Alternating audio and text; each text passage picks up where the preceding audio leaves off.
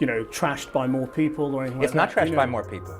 That what you're saying is not correct. It's No, not trashed by more people. I'm not saying it is. Quentin Tarantino once said he'd rather cast a plank of wood than work with this actor again. Another star tried to rewrite his script. He never spoke to them again. And one A-lister? He walked away from a role Tarantino wrote specifically for them and never got a second chance. These aren't just casting decisions. They're career-ending conflicts, where creative vision met clashing egos, and the fallout was legendary. Today, we're diving into the shocking, untold stories behind the actors Tarantino refuses to work with again, including one name that'll leave you speechless. When Quentin Tarantino wrote Django Unchained, he had one actor in mind: Will Smith. The role of Django, a freed slave turned bounty hunter, was tailored to Smith's larger-than-life charisma, emotional range, and action-ready energy. Tarantino didn't just want him. He built the role around him. But when Smith read the script, things didn't go as expected. He didn't say no right away. He thought about it, a lot. And when he finally passed, it wasn't just a scheduling issue, it was philosophical. "I just couldn't connect to violence being the answer," Smith told The Hollywood Reporter. He believed Django Unchained wasn't a love story. It was a revenge fantasy, and that didn't sit right with him. But that was just the surface. Behind the scenes, things got tense. Smith didn't just dislike the tone. He reportedly wanted changes. Big ones. He pushed for Django to kill the villain himself, instead of having Dr. King Schultz, played by Christoph Waltz, take him out. That moment, in Smith's eyes, robbed Django of his arc, his triumph. Tarantino? He wasn't budging. Schultz's death was a turning point, not a mistake. It was how Django became the hero, not by brute force, but by learning from loss. Tarantino believed changing that would unravel the whole narrative. What started as creative brainstorming quickly turned into a full-blown standoff. Tarantino, famously protective of his scripts, wasn't about to compromise his vision. And Smith, unwilling to play a character he felt wasn't central enough to his own story, walked away. The fallout, not personal, at least publicly, but very real. Tarantino moved on with Jamie Foxx, who embraced the role's raw violence and moral ambiguity. The film went on to earn over $425 million and 2 Oscars. But the shadow of what could have been, Will Smith as Django, still hangs over the film in fan debates. One thing's clear: Tarantino doesn't forget actors who try to rewrite his work, and Smith hasn't been offered another role since. When Tarantino started writing Kill Bill, he had one man in mind to play the mysterious villain, Warren Beatty. A Hollywood icon with decades of gravitas, Beatty wasn't just a casting choice. He was the blueprint. Tarantino imagined a smooth, calculating antihero with old-school charm and underlying menace. Beatty was Bill. But there was a problem. Beatty had no interest in filming abroad. At the time, much of Kill Bill was set to shoot in China and Japan, with long, grueling production days. Beatty, then in his 60s, wasn't up for it. He politely declined. And just like that, Tarantino's entire plan cracked open. Instead of scrapping the idea, Tarantino pivoted. He rewrote the character from the ground up, molding Bill into something darker, quieter, less classic mobster, more martial arts mystic. Enter David Carradine, best known for Kung Fu. The role became more poetic, Eastern-influenced, and layered in Zen-like philosophy. Carradine nailed it. The shift worked. Kill Bill became a cult classic. But make no mistake, this wasn't the film Tarantino originally saw in his head. Beatty's refusal forced him to change course, and while the final result was brilliant, the original vision, a noir-inspired Hollywood throwback villain, never saw the light of day. To this day, there's no public drama between Batty and Tarantino. But insiders say the director took it personally. After all, he'd crafted Bill for Batty. And when that kind of news turns you down, it's more than a missed opportunity. It's a silent fracture that never quite heals. Before Pulp Fiction made Marcellus Wallace iconic, Quentin Tarantino had another actor in mind, one he idolized. Max Julian, the magnetic star of the 1973 cult classic The Mac, was Tarantino's dream pick. Casting Julian wasn't just about talent, it was a tribute. Julian embodied everything Tarantino loved about the blaxploitation era: swagger, toughness, emotional depth. To Tarantino, Julian was cinematic authenticity.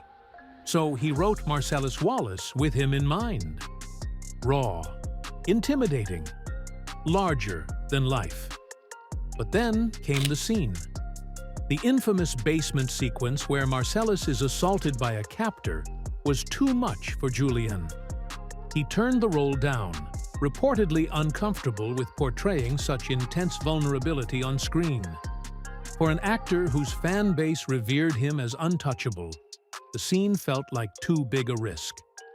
Tarantino was devastated, not publicly, not loudly, but insiders say it cut deep. Julian wasn't just another actor. He was the inspiration. Rejection from someone he revered wasn't just a professional setback. It was personal. Ving Rhames stepped in and delivered a powerhouse performance, turning Marcellus into a defining role. But for film buffs, the ghost of what could have been, Julian as Marcellus, still lingers. Tarantino never spoke negatively about Julian, but he never offered him another role either. And for a director who often builds long-term creative partnerships, that silence says everything. For decades, Quentin Tarantino has circled Viggo Mortensen like a filmmaker waiting for the perfect moment. And yet, that moment never came. Not because of conflict, ego, or clashing visions, but because of timing, again and again. It started with Reservoir Dogs. Mortensen auditioned for a role in Tarantino's gritty breakout, and while he didn't make the final cut, the director remembered him. Fast forward over 20 years. Tarantino had written a role specifically for Mortensen in The Hateful Eight. Jodie Domergue, the violent, unpredictable brother of the film's outlaw lead. This wasn't a side character. It was explosive, dangerous, and soaked in the kind of moral ambiguity Tarantino loves to explore. Mortensen? He was perfect, except he was booked solid. At the time, he was filming Jauja and Far From Men, two passion projects that required him to shoot overseas and learn new languages. The scheduling didn't line up. He had to say no. Tarantino, notoriously selective with casting, was disappointed, no question. But this wasn't a feud. It was a missed opportunity. Still, for a director who rarely writes roles with a specific actor in mind unless it means something, the rejection likely stung harder than most. In the end, the role went to Channing Tatum, who brought a more modern, unpredictable energy. But for film insiders, the what if remains. A Tarantino-Mortensen collaboration is still one of Hollywood's most tantalizing near misses. And with Tarantino's rumored final film in development, time may be running out. Jennifer Lawrence was at the height of her career when Tarantino offered her the role of Daisy Domergue in The Hateful Eight. She'd just earned an Oscar, fronted The Hunger Games, and become one of Hollywood's most in-demand stars. Tarantino saw something more. A feral intensity beneath the polish, perfect for Daisy. A grimy, bloodied fugitive at the center of his brutal snowbound western. Lawrence said no. Officially, no drama, just scheduling conflicts. Unofficially, insiders whispered a different story, that the role's brutal arc, including graphic scenes of captivity, beatings, and constant humiliation might have pushed too far. Tarantino doesn't write easy roles for women. He writes challenging ones, and Daisy was no exception. Jennifer Jason Leigh ultimately stepped in and delivered a savage, unforgettable performance, one that earned her an Academy Award nomination. But for Tarantino, missing out on Lawrence was more than losing a star. It was losing a generation-defining actress, someone he believed could have taken his vision to an even darker, more daring place. Publicly, Tarantino remained gracious. He praised Lawrence, called her terrific, and left the door open for future work. But the role she passed on was one of his most personal characters. A twisted, unfiltered descent into frontier madness. And when an actor says no to something that close to Tarantino's heart, the odds of a second shot? Pretty much non-existent. Quentin Tarantino doesn't often talk about people he dislikes, but when he does, the message is crystal clear. And Chevy Chase is one name that insiders say never stood a chance. On paper, Chase is a comedy legend. Saturday Night Live, Caddyshack, National Lampoon's Vacation. But to Tarantino, he represents everything wrong with mainstream Hollywood acting. Fake emotion, smug delivery, and worst of all, disrespect for the story. Tarantino grew up studying raw, authentic performances, actors who lost themselves in their characters. Chase, on the other hand, built a career out of doing the opposite, breaking the fourth wall, winking at the audience, and staying Chevy no matter the role. That approach? Tarantino couldn't stand it. Casting director Victoria Thomas, who worked with both men separately, put it bluntly. Chevy treats movies like extended sketch comedy. Quentin wants full immersion. The two were once loosely attached to the same project in the 90s, but Tarantino reportedly shut it down fast. He saw no point in trying to mold Chase into someone he fundamentally didn't believe in. And when Tarantino later made comments about actors who mistake smugness for intelligence, industry insiders knew exactly who he meant. Chevy Chase may never have officially burned a bridge with Tarantino, but he never had one to begin with. For a director obsessed with authenticity, Chase's entire on-screen persona was a non-starter. When From Dusk Till Dawn came together in 1996, with Robert Rodriguez directing, Tarantino writing, and George Clooney in the lead, it looked like a dream team. And for the first few days on set, it was. But behind the scenes, tension was quietly brewing. Tarantino had written Clooney's character, Seth Gecko, as a pure nihilist, ruthless, dangerous, morally bankrupt. But Clooney, always looking for humanity in his characters, kept trying to soften the edges. He wanted depth, complexity, redemption. Tarantino didn't want any of that. According to people close to the production, the two clashed over tone constantly. Clooney questioned scenes, pushed for rewrites, tried to inject subtlety into a role Tarantino saw as a blunt force sledgehammer. Rodriguez, stuck in the middle, reportedly played peacemaker, but the creative friction never fully eased. It wasn't a screaming match, it wasn't open warfare, but the message was clear. They were on different wavelengths. And for a control-obsessed writer like Tarantino, constant pushback, especially from an actor still rising in Hollywood, wasn't just annoying, it was offensive. After From Dusk Till Dawn, Clooney and Tarantino remained professionally cordial, but they never worked together again. Not once. No cameos, no offers, nothing. In Hollywood, silence can speak louder than scandal. And this silence? It's been echoing for nearly 3 decades. Edward Norton is one of the most respected actors of his generation. He's meticulous, intelligent, and famously involved in every aspect of the characters he plays. And that's exactly why Quentin Tarantino never cast him. On the surface, they seem like a perfect match. Two auteurs obsessed with detail and authenticity.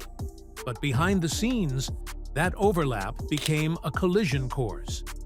Norton is known for rewriting dialogue, questioning story logic, and offering deep character rewrites. For most directors, that's collaborative gold. For Tarantino, that's sacrilege. A former Weinstein Company producer put it bluntly, "Ed treats every script like a thesis paper. Quentin writes his scripts like gospel." The two were reportedly close to working together on more than one occasion, most notably during the casting of Inglourious Basterds, but it never materialized. Rumors swirled that Norton had strong opinions about his character and the film's tone, opinions that didn't sit well with Tarantino. They've never feuded publicly. They've always spoken respectfully of each other in interviews. But in Hollywood, mutual respect doesn't always mean collaboration. Sometimes it's just a polite way of saying, "We'd never survive a week on set together." For Tarantino, who guards his dialogue like a treasure map, giving Edward Norton room to fix his characters was never on the table. And that's why one of cinema's most tantalizing actor-director pairings never even got a first take. When Bruce Willis joined Pulp Fiction in 1994, it was a comeback moment. His star had dimmed, and Quentin Tarantino handed him a lifeline. Butch Coolidge, a brooding, washed-up boxer with nothing to lose. But behind the scenes, things were already falling apart. At first, the chemistry was promising. But then Willis started asking questions. A lot of them. He wanted to understand every line, every motivation, every moment of Butch's journey. For most directors, that's fine. For Tarantino, it was infuriating. He didn't want Butch over-explained. He wanted instinct, reaction, violence without moral dissection. And Willis, used to more traditional structured roles, wasn't comfortable with that ambiguity. The tipping point came during a key scene when Willis reportedly challenged Tarantino's direction in front of the crew. He questioned camera angles, scene tone, even character logic. Tarantino, already on edge from the high-stakes production, snapped. The two had a heated argument that never fully blew over. Pulp Fiction went on to become a masterpiece, and Willis's performance was widely praised. But the damage was done. Tarantino, known for reusing actors he respects, never cast Willis again. Not even for a cameo. Decades later, when asked about working with Willis, Tarantino simply deflected. No bitterness, no praise, just silence. And in Hollywood, that kind of quiet is louder than any rant. Quentin Tarantino doesn't hold grudges the way most people do. He doesn't tweet about them. He doesn't rant in interviews. He just moves on and never looks back. For the actors on this list, it wasn't always about bad behavior. Sometimes it was timing, creative differences, philosophical rifts. But in Tarantino's world, those differences aren't small. They're deal breakers. He writes like a novelist, casts like a strategist, and directs like a general. If you challenge the vision too hard, or pull out when he's written a role for you, you don't get a second invitation. That's what makes these stories so fascinating. Behind every "what could have been" is a deeper truth. Tarantino's loyalty lies not with actors, but with story. And if you get in the way of the story, even just a little, he'll quietly cut you out. Forever. So, what do you think? Did Will Smith make the right call? Would Warren Beatty have changed Kill Bill completely? And should Tarantino give any of these actors a second chance? Or is he right to move on for good? Drop your thoughts in the comments. Let's talk about it. And if you want more behind-the-scenes truths from the minds of Hollywood's most uncompromising filmmakers, hit that like button, share this video, And don't forget to subscribe, because we're just getting started.